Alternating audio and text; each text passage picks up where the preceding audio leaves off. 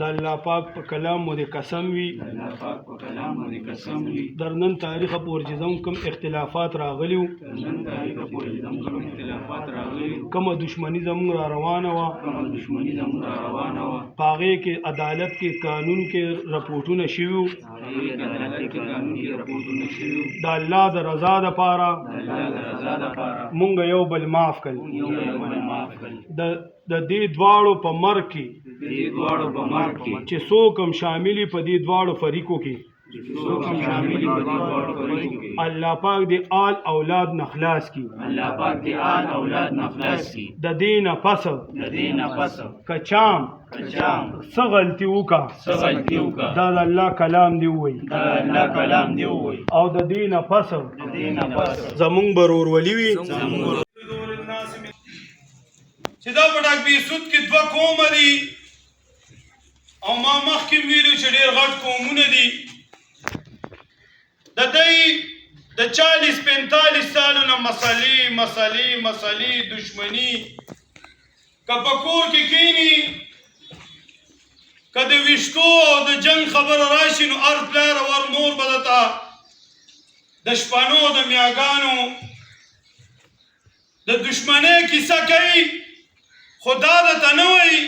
چې ډي سي او ډي پي او ولې ایوارډ ورکړی دا درته نه وایي چې په کور یې غټه جنډه ولاړه ده د مینې محبت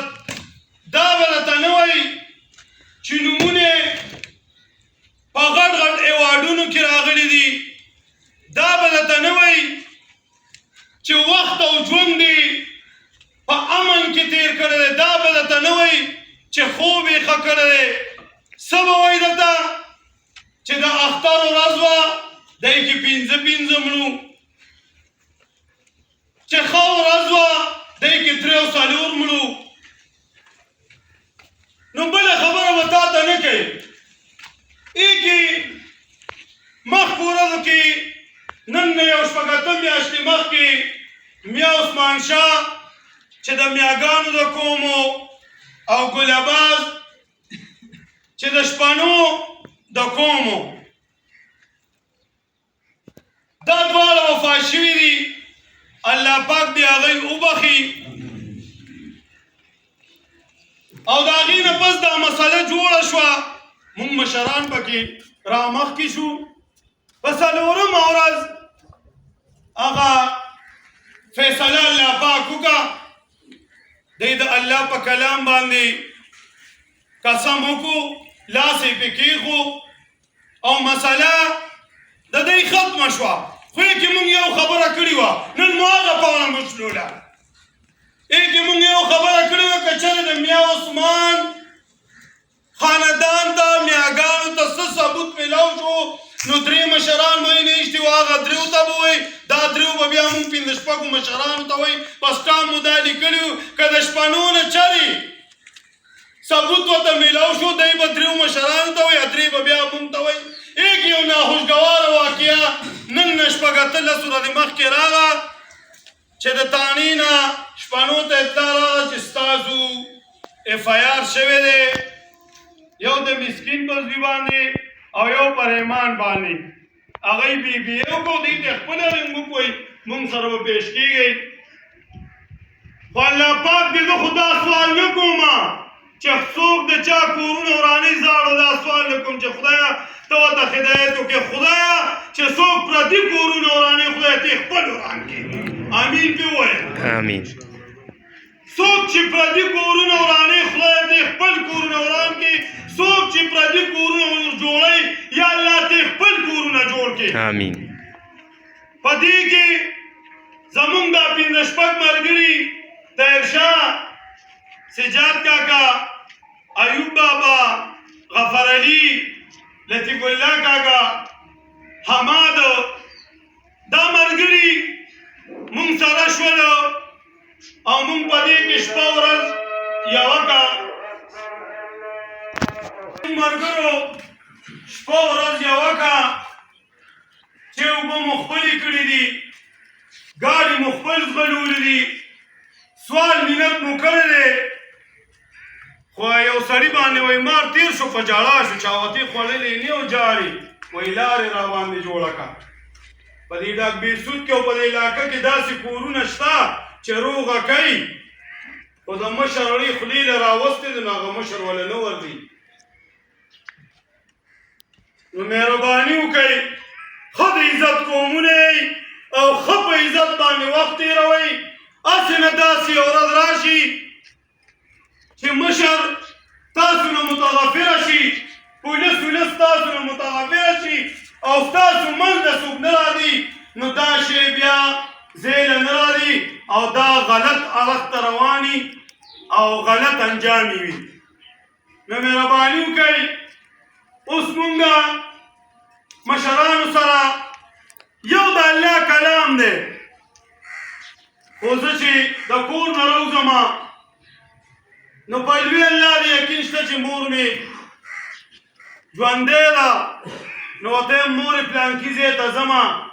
نو یوه خبره راته وکوئ بچې جرګې لري خو چې قسم ورکې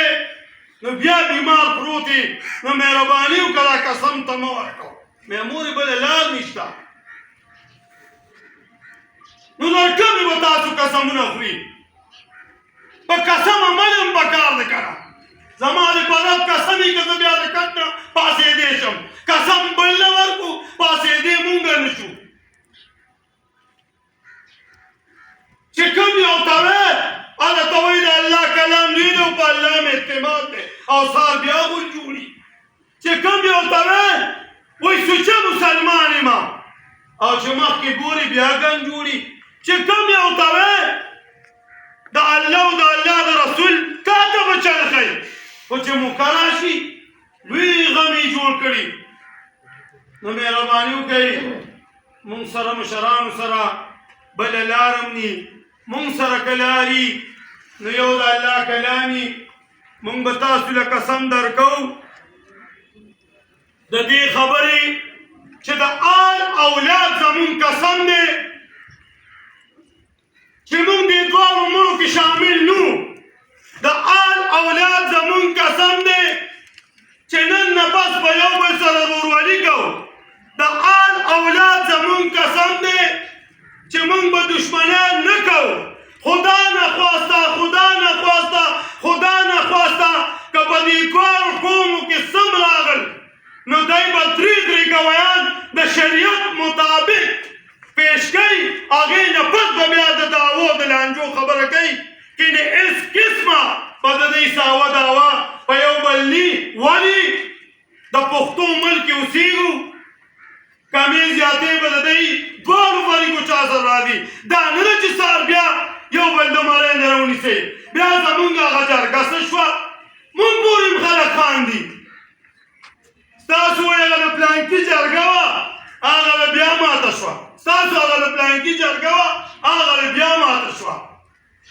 نو مونږ خو نور څه نه وایو خو هغه الله ته لاس اوچت کړو چې خدای څوک زیاتې کوي نو تا ته ښکاري چا چې د جرګې بېعزتي کړې ده په والله بالله په تله که سر تندی لګېدلي چا چې د مشرانو بېعزتي کړې ما راته څه وایي په دې پښتو معاشره کې مونږ هم اوسېږو زمونږ جنګ هم راځي شر هم راځي دوه خبرې هم راځي خو چې سهار راشي غرمه خلي چې غرمه راشي ماښام خلي ولې مونږ کې غوسه نشته مونږ له څوک ټوپک نه راوړي مونږ سره مټې نشته مونږ سره پولیس نشته خو نه د دې خلکو قدر مو کړی نن ځکه دا سپینې جامې چوم نور هېڅ هم نشته که په دولت کې قسم دی که ما ډاک بیسود کې او په دې علاقه کې خبره هم کړې وي نشته دولت په ډېرو خبرو باندې زه رستو یم د یو مزدور د یو سبزۍ خرڅونکي والا زوی یم او نن الله دا ورځ راکړې ده په هغه لوی الله مې یقین دی یاره وګورئ که نه وکړئ په الله بروسه الله رب ذوالجلال خو دروغ نه وایي که نه د شریعت مسله ده قصاص په قصاص پلک ته نه وباسي پلک دې وباسه خو خدای وایي چې ما ته دې پرېښوه رب ذوالجلال فرمایي چې یو په لس ځله بدله کړمه نو دلته خو لګیا چې الله ته مې پرېښوه خوړه کې دې بل سي تندي به پاکړ انشاءالله نن چې د دې نه پاسو ما سره لاس چت کوي د الله رضا لپاره ټول به روغ رامټ پاسو او د ډونو د بکندونو وباسو الله دې تاسو خوشحال او آباد لري خبره رانه